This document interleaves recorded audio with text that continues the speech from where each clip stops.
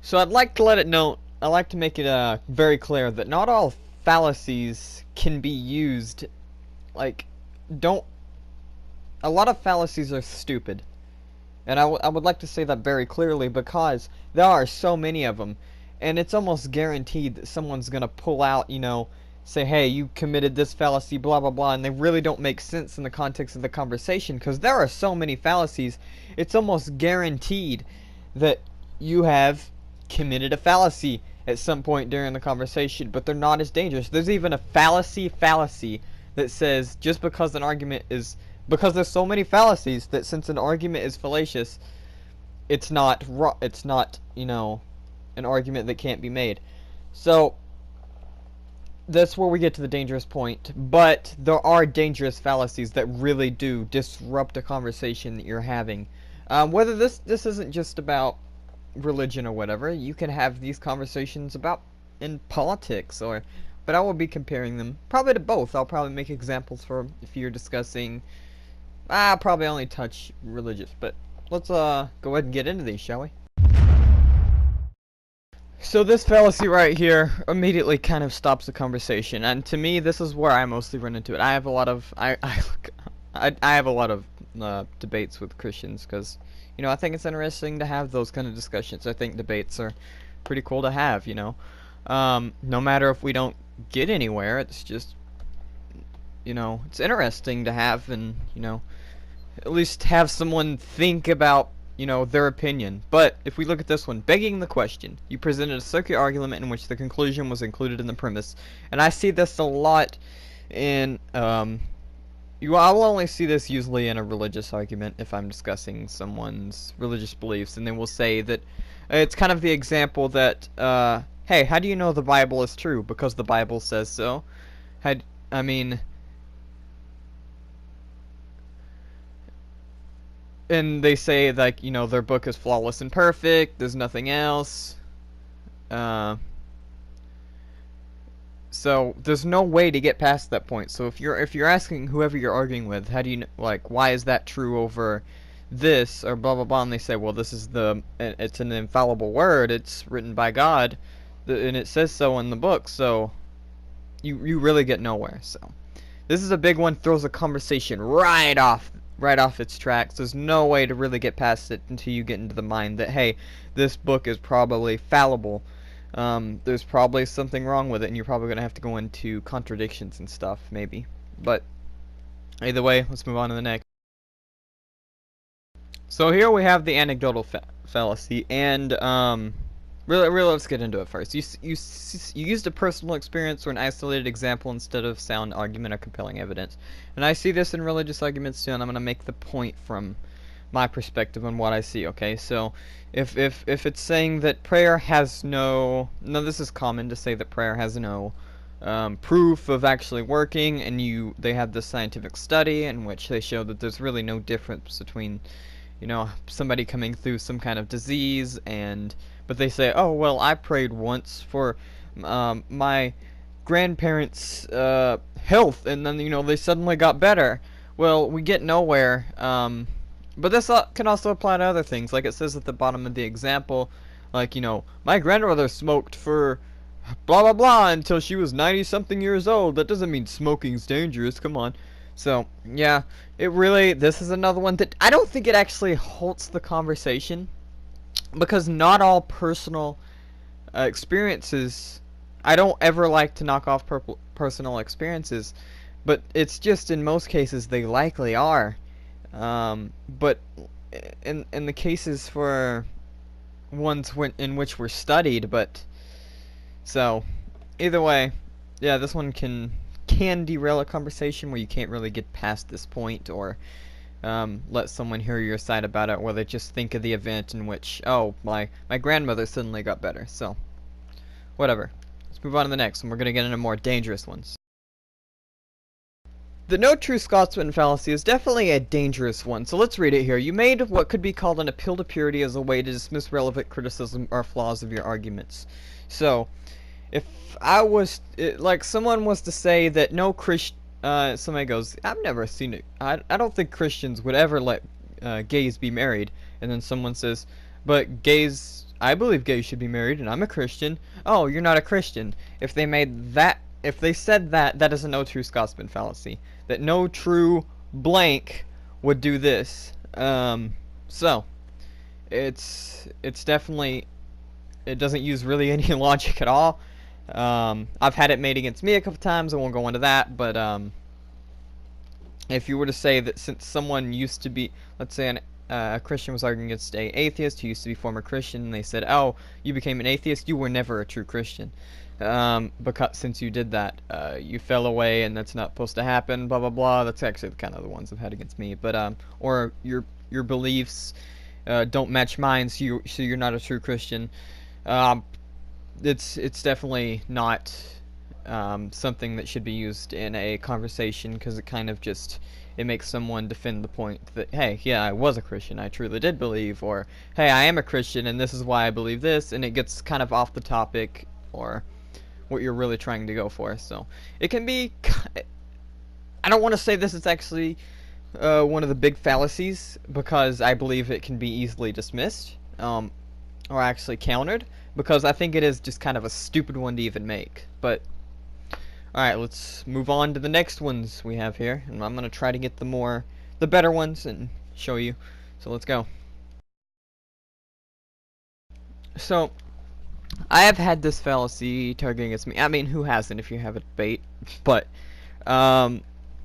let's read it. You attacked your opponent's character or personal traits in an attempt to undermine the argument.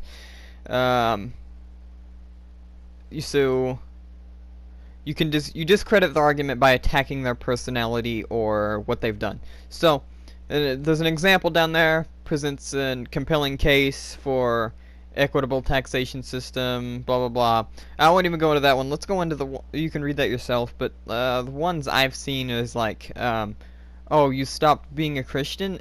The only reason you stopped being a Christian is because you think it's easier to, you want to get away with the sinning. It's stupid. And Dark Matter 2525, I don't know if you've ever heard him, he had a great point. It's like, you know, you can jump out of the plane without a parachute if you just stop believing in the ground.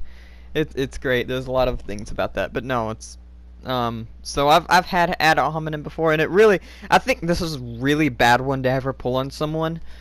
You just attack your opponent, your character or personal traits, instead of like targeting their well-formed argument, because they made time to think of that, and then you just go, oh well, you think it's easier to sin, that's why you're an atheist.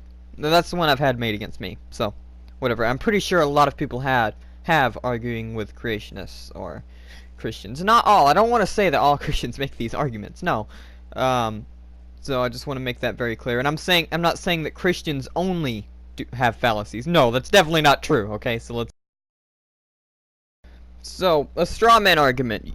The straw man fallacy. You misrepresented someone's argument to make it easier to attack. So I hear this a lot on the Christian side, and I won't say that atheists don't make this, do straw man fallacies. So it definitely, but from my perspective, it definitely comes from the perspective of having little understanding of evolution. And I always argue for evolution, so it's going to come back to this point. So having little understanding of it, you're definitely gonna, you're probably going to end up doing this if you don't have much understanding, because I believe evolution is a bit complicated if you don't look into it. It definitely took me a while to, you know, study and get into it when I was like, you know, learning about it, and I was very open-minded, so I decided to, you know, take it, look at it, and then that's how I ended up changing my, well, that's actually not how I ended up changing my mind. A lot of reasons in the Bible I ended up changing my mind, but it was kind of like a strong supporter. But if you make the claim that, hey, you believe our great times 10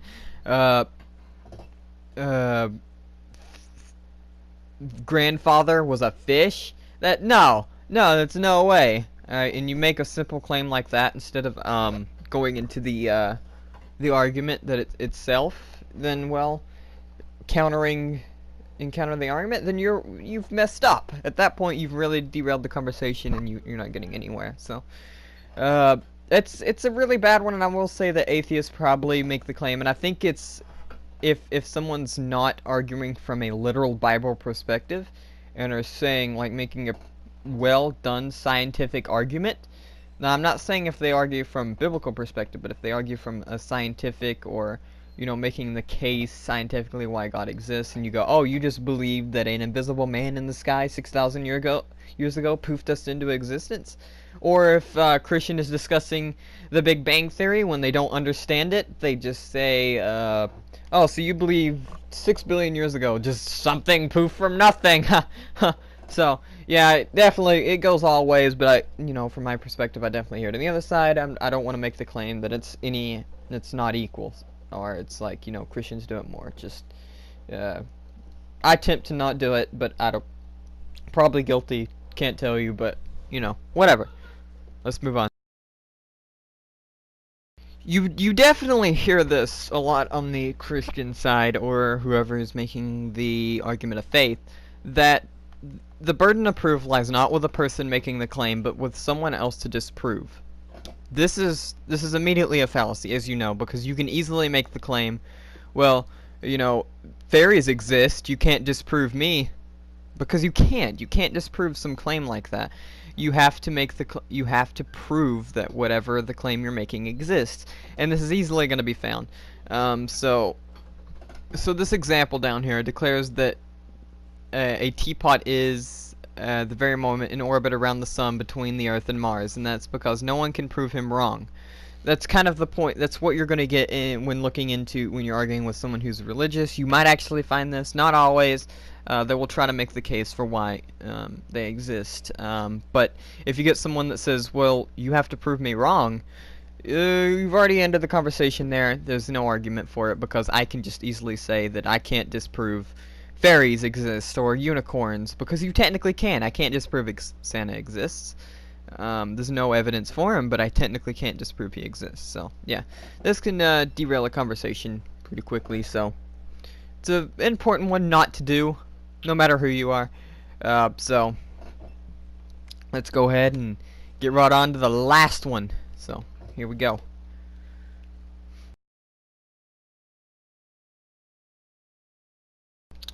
So, appeal to authority. Now, this one can be quite confusing for some, because if I was to make an argument such as, hey, 98% of scientists who work in this field of study and who are experts come to this consensus together, and they have the evidence to back it up, and then someone responds with, well, that's an appeal to authority, you can't do that. That's not how it works. Now, this is actually a really dangerous one, because I think your argument does not stop there. You have to back up your argument. You just don't go, hey, 98% of scientists back me up. And when I ever do make that claim, hey, 98% of scientists back me up, it's when someone says, like if you're arguing against a Christian, that, oh, a lot of scientists disagree with evolution. That's actually very untrue. And when you get to this point, and it has a great example. Not able to defend his position on evolution isn't true. Bob says that he knows a scientist who also questions evolution. So it's when you take that one person that you know and they claim to not be able to disprove evolution, and boom. Because this is actually definitely, and I don't really like this fallacy, because I believe that is true. 98% of just because, but the reason I don't like this fallacy is just because 98% of scientists come to that conclusion does not mean they're right. So I think this is a very dangerous one, but it also comes to say that, hey, you can't just bring in your granddad who's a scientist and disbelieves in evolution. It doesn't work, and this one is very dangerous to kind of use, just to say 98% of scientists agree with you. I think it's only you should be able to use whenever someone makes the claim that, hey, a lot of scientists disbelieve, and then you just counter that. So either way, there's not much you can really say on that one. I think it's a really dangerous one for both sides of that argument.